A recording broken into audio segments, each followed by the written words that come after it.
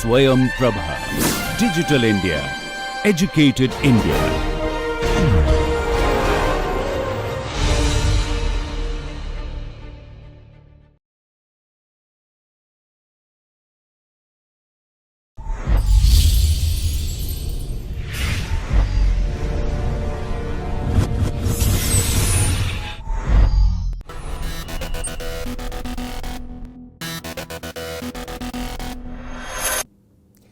We have been discussing sentences, and in our discussions we have moved quite ahead in understanding construction of a sentence and what makes a possible sentence.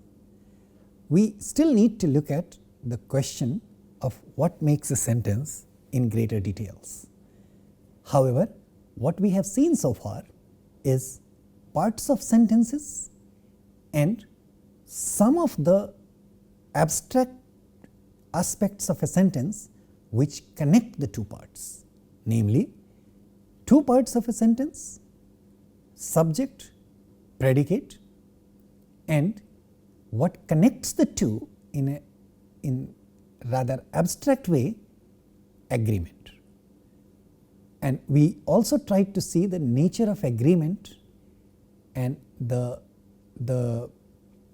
aspects of the agreement or the contingent of agreements which are known as functional categories in language, such as number, person, gender, and then we saw some bit of discussion on tense and aspect. We have only seen their markers. We have only tried to underline that these are important parts in agreement, and then we tried to understand agreement in terms of a notion which connects parts of words. This much we have seen so far. We will be looking at these things in little bit more details as well. Also, to understand, we have seen two types of categories, like lexical categories such as nouns, verbs, prepositions and adjectives, and functional categories like number, person, gender, tense, etc., the ones that I have just mentioned. Alright, we moved ahead and then we started looking at parts of sentence in a different way with different terms called phrase. And then when we started looking at phrases, we defined it in a very generic way, that a phrase is more than a word, is going to be bigger than a word. Sometimes a word can also be projected as a phrase. However, a phrase in general is a component which is bigger than a word, but it's always going to be smaller than a sentence. Now, at this discussion, at this point, please keep in mind also that we have talked about an infinitely long sentence possible. Now, this is something we need to understand.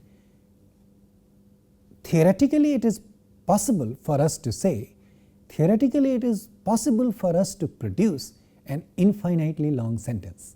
But given the infinite nature of an infinitely long sentence, it is not possible for us to come up with an example. Even though a sentence can be infinitely long, the components of sentence help us understand that it's still a sentence, and it's combination of several phrases, but a phrase is not a sentence. And then we have started looking at the structure of a phrase. We first looked at some of the rules which were offered as description and explanation to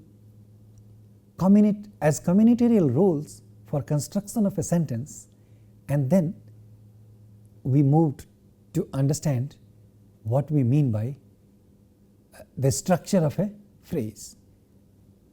In our understanding of a sentence, like students of physics like pizza in the evening, we have seen phrase structure role, and then we have seen the representation of a phrase structure role with its components like phrases in terms of NP, PP, VP, etc.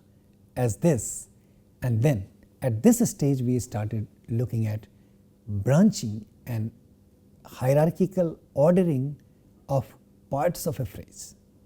And then we also discussed 3 layers of phrases, like the maximal layer, which is called a phrasal layer, and the example is an NP or N double bar. Intermediate level, where it's N single bar or N bar, and third layer, which is a terminal node, as N, which is where we see lexical item. Each of the lexical item, each of the lexical category can have their phrases projected, and as the head of every phrase we will have a lexical item, and the phrase is known by that category, by that element. So, for example, if the head of a phrase is a noun, then the phrase is a noun phrase. The head of a phrase is a verb, then the phrase is a verb phrase. So, this is how we understand the notion of head and the terminal node in a phrase. We have also seen the notion of intermediate category. We have tried to understand that it was introduced to maintain binary branching, and also binary branching was important for us to see hierarchical ordering of constituents in a phrase. We have seen some of it last time.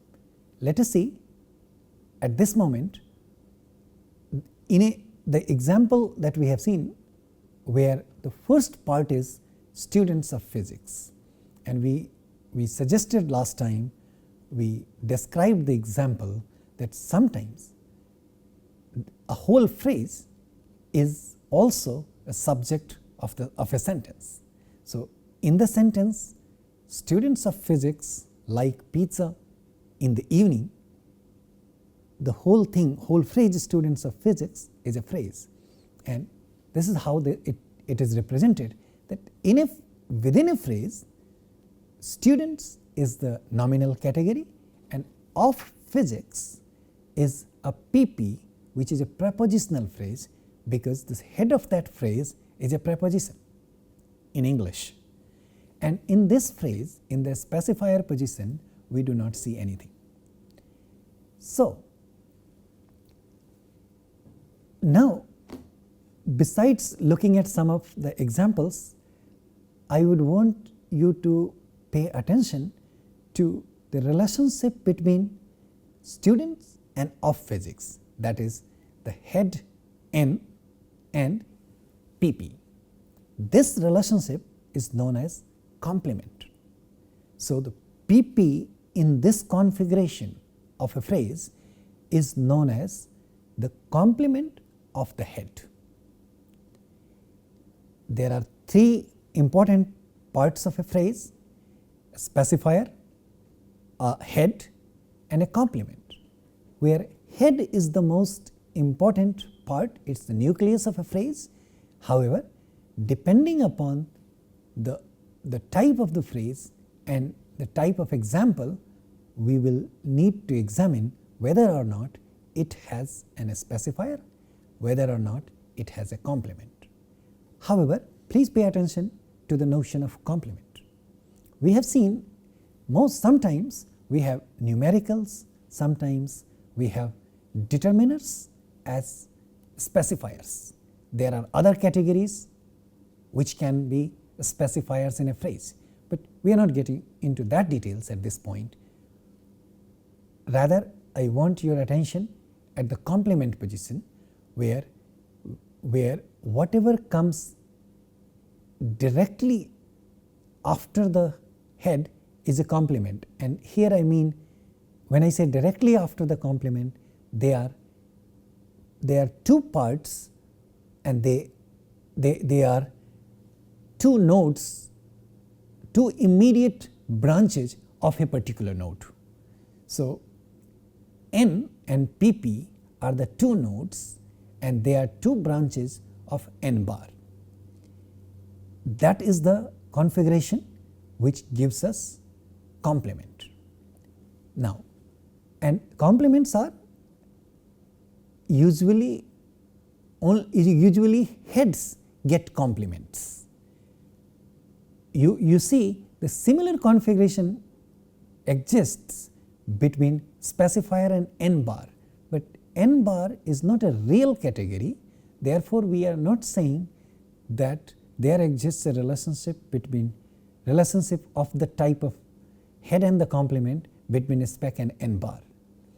Rather, we are saying the complements are defined in terms of heads, in the context of head. So N being the terminal node, being the lexical category, will have its complement, and in this example we have of physics as the complement of N. Let us look at some more examples. So what was a prepositional phrase which was the complement of N? Now look at the construction of that prepositional phrase itself, and please also keep in mind that what you are looking at is a blueprint of a phrase structure. All the phrases are going to have similar structures. Not every position is going to be filled, every position is going to be projected in a phrase, but this is a template of a phrase. So when we say a PP, a prepositional phrase, we say the head of this phrase is a preposition, which in this case is of, and again this will not have a specifier, however it will have a position, but then you have P bar, and P bar again branches into two, head P which is of in this case, and then its complement which is an NP which happens to be physics. Now the NP physics is the complement of the head which is a preposition in this context. Now I want you to see how phrases combine together. Still, I invite you to keep paying attention to the term complement. You have seen an example of the term complement in the previous phrase, students of physics. Here the head is a student and the complement is a PP which is of physics. When we start looking at the whole prepositional phrase of physics, we see of is the head and then physics is the complement. Now see how they build together. So the whole NP is built this way. The whole NP students of physics is built this way, where it's the same thing. We have only expanded PP, and we are saying that in the PP we have of as a head and physics as an NP. Now the hierarchical relationship of these elements in this phrase structure is pretty significant for us to understand mental representation of phrases and sentences. Remember, we are trying to project, we are trying to understand the structural representation of a sentence, possible representation of a sentence in human mind, and the way underlying computation of a sentence works in a combinatorial order. Hence, now we want to look at an example of a verb phrase. Look at this. This is again a blueprint. The structure of a verb phrase is following the blueprint of a verb phrase, of a phrase. So I want you to look at the structure of a verb phrase in the following way. See whether or not a verb phrase is following the same order. So look at the board. Look at the board. We have a VP. We are first talking about an XP. We are saying that this X is a variable where we are going to have X bar and then we are going to have an X. So we are talking about 3 levels, X double bar and then X bar and then X. These are the 3 levels that we are talking about, and this happens to be a blueprint for a phrase, and this is what we call the structure of a phrase, where this relationship with this thing here is a complement and this thing here is going to be a specifier. Now, having said that, and what you have been looking at, we want to see the possible structure of a VP.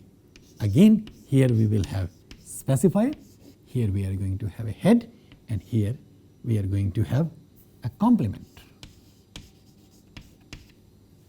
So in a sentence like John likes pizza or students of physics like pizza, like pizza, which is predicate, is going to be represented as VP, and we see the verb like in the head position and pizza, which is going to be an NP, is going to be in a complement position. So the relationship between a verb and an object is under the relationship of a head and a complement, and this notion is captured by the phrase structure. And finally, so this is still maintaining the structure of the blueprint, that the underlying structure of a phrase is still being maintained by a verb phrase.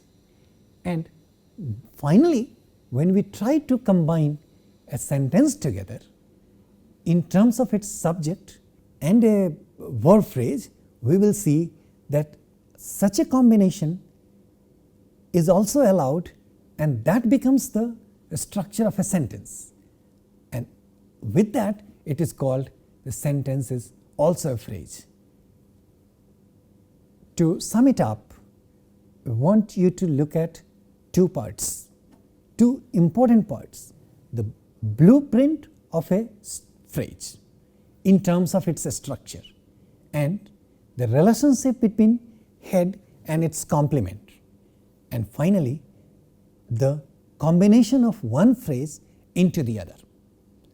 These 3 things are going to lead us to understand the final structure of a sentence. Every time this 2 branches, the relationship between a head and a complement is going to be defined by immediate branching condition, immediate branching thing for us. Immediate branching is important for the configuration of a head and a complement. So please pay attention to these 3 things, and next time we are going to see the entire structure of a sentence. Thank you.